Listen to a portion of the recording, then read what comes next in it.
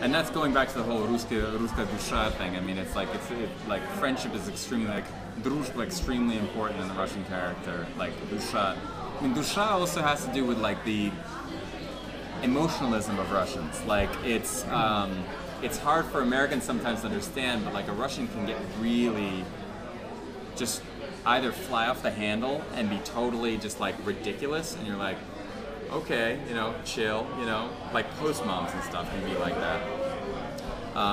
Or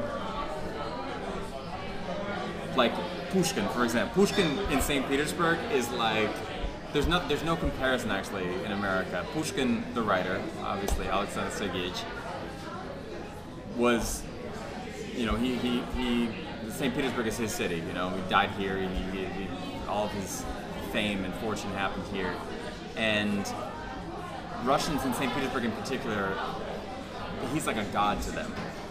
And Russian students, like Russian adults, when they were in college, when they were in high school, when they were in grade school, they were told to learn poetry about Pushkin. So you've got people at parties and stuff who could just, at the drop of a hat, like throw out 50 lines of Pushkin from memory that they learned when they were 7 years old. Like, it blows your mind.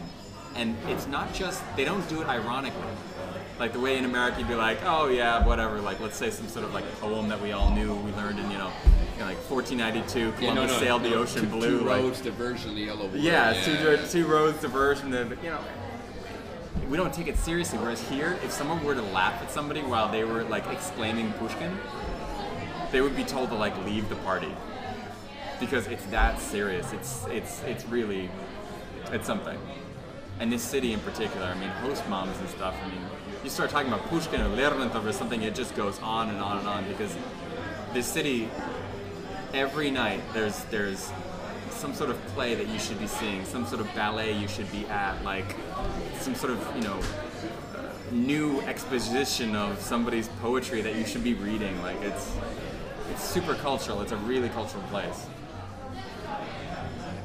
I mean, I feel like the culture that kind of fountains from the city maybe is partly because it was, by the Soviet Union, it was held under for such a long time.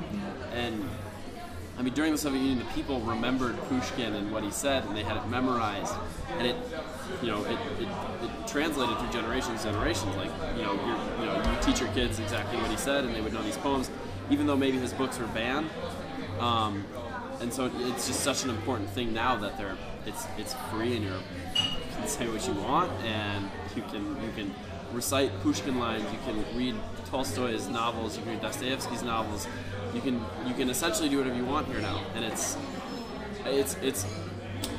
different coming here and being with people that value literature and poetry in a way that Americans just don't. It's just different for us. I mean, we kind of take it for granted how free we are and everything you say. It's like I think that we, like in America, we appreciate poetry and literature and stuff. Right. But it's like we don't take it as personally. You know what I'm saying? Exactly. Like Pushkin, это наше все. Right. Exactly. We don't have that. If somebody made fun of an American poet, we wouldn't be personally offended. Exactly. Right. But in Yates is not on everything.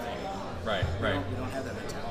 Yeah. Exactly. What if Obama was personally offended? Would you be personally offended as well? Yeah, not as so Americans? much. Not so much. Pushkin, But there are Americans who would.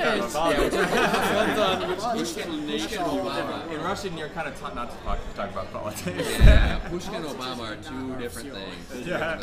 Politics. Yeah. No. I mean, Pushkin's like Bog, dude. Pushkin's like Bog. Yeah. What's part of your soul? If you're a Russian person, it's literally part of your soul. It's something you've learned as a child. Exactly. Whereas Obama is somebody who's elected as a president. 4 years. So. Exactly. Yeah, exactly. It's a finite amount of time. Whereas Pushkin wrote this poetry that will literally go through generations. The world. Like last year, for example, we went on tours to Pskov, the city of Pskov, and the surrounding area of Pskov is where Pushkin spent his free time, and he wrote a book called Yevgeny Onegin. Exile. Well, yeah, whatever. And this is here and there. So he wrote this book, and he's all like, yeah, I wrote this book, cool. So all these tour people now are like, there's ponds and these beautiful fields and Pskov, and they're like, Pushkin may or may not have written a book here. Pushkin may or may not have fought a duel here in this fictional story. And people flock to these places like, oh my God, Pushkin wrote about these people who may or may not have been here. It's like Shakespeare. I mean, it's like there's lots of controversy about whether or not he actually wrote what he wrote, and they're not worried here about whether he wrote what he wrote or not. They're worried about his, whether the family that he was meeting was actually the archetype for the real family that he used in Yevgeny Onegin. But it's very interesting because, like Shakespeare, Pushkin created the Russian language for the most part. I mean, the Russian language was here, and Pushkin made it like here. I mean, there's so many words that are attributed back to him. He kind of like thought them up and spoke like 5 different languages and like perfectly, like could read them, write them, converse in them. And the emotionalism that you get from tour guides when we go to Pushkin's apartment, which is just around the corner from here on Moika Dvinats, where his final apartment where he died, he fought the duel. He laid the chair. He's laid in the chair. Laid the chair. Laid the chair. Yeah. Chair is there. Yeah. Chair is It's there. amazing. Like the tour guides get like teary-eyed just giving the tour in Russian, the same way they do to other people, but to our students in particular, they get so into it because they know that they're like giving this information to a generation of people who don't know, but they're learning it. Like That's like somebody getting teary-eyed over Abraham Lincoln getting shot. Right. We just don't have that in America.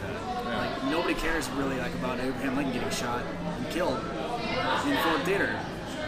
And a guy at Ford Theater would not get teary-eyed. Mm-hmm. But here it's completely different. Yeah, but the thing is that when you say John Wilkes Booth, people don't like flip out on you. Yeah, exactly. Right. If you say Edmond Dantes, people Yeah. are like, you are going to hell. Yeah. Watch yourself.